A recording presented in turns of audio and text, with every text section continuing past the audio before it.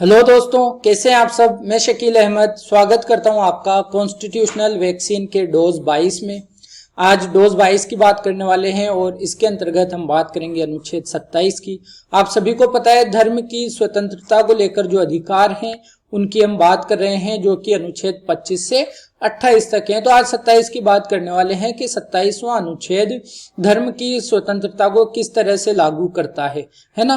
तो 25वां हमने देखा था कि आप अपने धर्म को मान सकते हैं, आचरण कर सकते हैं, प्रचार कर सकते हैं। 26 में देखा था कि उसका क्या कर सकते हैं, समुदाय संप्रदाय बनाया जा सकता है। एक विशिष्ट संगठन हो, लोगों का संगठन हो, उसका नाम हो, पर्टिकुलर नाम उसका होना चाहिए, ये देखा था। और आज 27 में क्या है, 27 में अनुच्छेद ये कहता है, अनुच्छेद 27 के आप क्या कर सकते हैं, आप जो भी धार्मिक संप्रदायों को या ट्रस्ट वगैरह को जो पैसा देते हैं वो कर से मुक्त रहेगा, यानी उस पर कोई टैक्स नहीं लगाया जाएगा। यानी जैसे आप इनकम टैक्स देते हैं ना बेसिकली हम लोग, तो इनकम टैक्स में क्या होता है, एक आपकी इनकम अगर एक निश्चित इनकम से ज्यादा होती है तो उस पर आपको टैक्स लगता है, ठीक है। तो अगर इस इनकम में से आपने जो भी इनकम कमाई है, जैसे 5 लाख रुपए कमाए हैं और आपने किसी धार्मिक संस्थान में 1 लाख रुपए दे दिया, तो ये जो 1 लाख रुपए है ना, ये टैक्स इनकम से फ्री हो जाएगा, इस पे टैक्स नहीं लगाया जाएगा। एक तो ये है। दूसरा, ट्रस्ट की जो इनकम होती है, जैसे धार्मिक संप्रदाय की जो भी इनकम होती है उस पे भी कोई टैक्स सरकार के द्वारा नहीं लगाया जाता। आइए देखते हैं अनुच्छेद 27 क्या कहता है।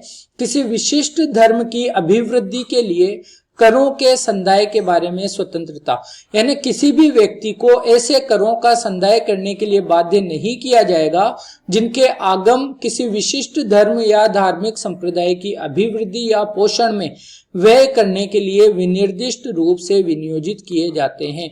यानी किसी धार्मिक संप्रदाय को आप पैसा देते हैं, क्यों देते हैं, ताकि वो धार्मिक संप्रदाय अपना मैनेजमेंट, अपना प्रचार प्रसार है ना, अपना पोषण अच्छे से कर सके।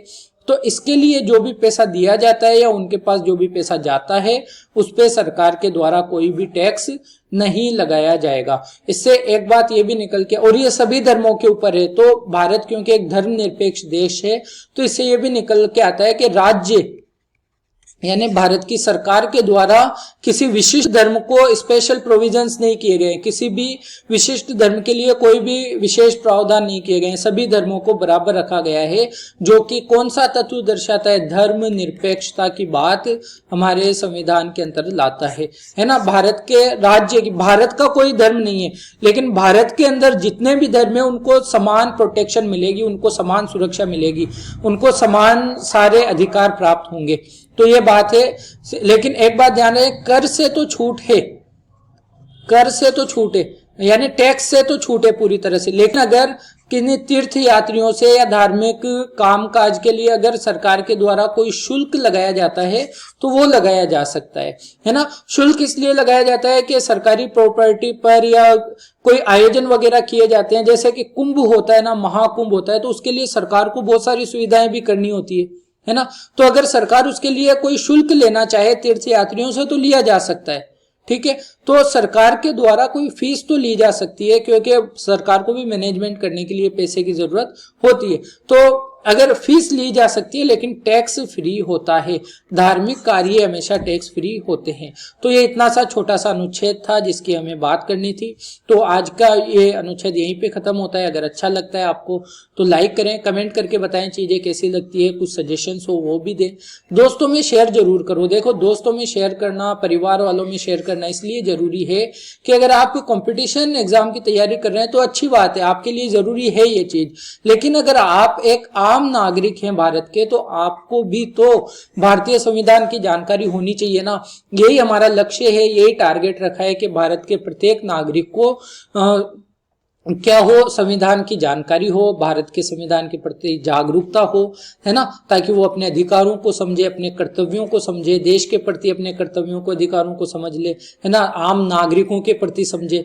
तो ये एक इरादा है, और ये तभी होगा जब अगर आप तक ये वीडियो पहुंची है तो आपके सभी कॉन्टेक्ट्स में भी ये वीडियो जाए। इतनी मैं आपसे रिक्वेस्ट करूंगा, क्योंकि ये इरादा ऐसा है कि भारत का प्रत्येक नागरिक इसको समझे, ठीक है। चैनल को अगर सब्सक्राइब नहीं किया है तो आप चैनल को सब्सक्राइब जरूर कर लें। मिलेंगे नेक्स्ट डोज में, डोज 23 के साथ अनुच्छेद 28 की बात करेंगे। तब तक के लिए अपना ख्याल रखिएगा और सुरक्षित रहिएगा, है ना।